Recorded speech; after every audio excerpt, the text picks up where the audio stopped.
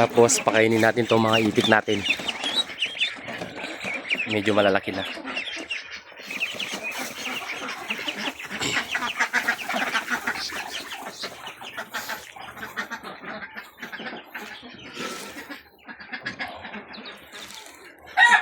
Nandito yung mga medyo maliliit.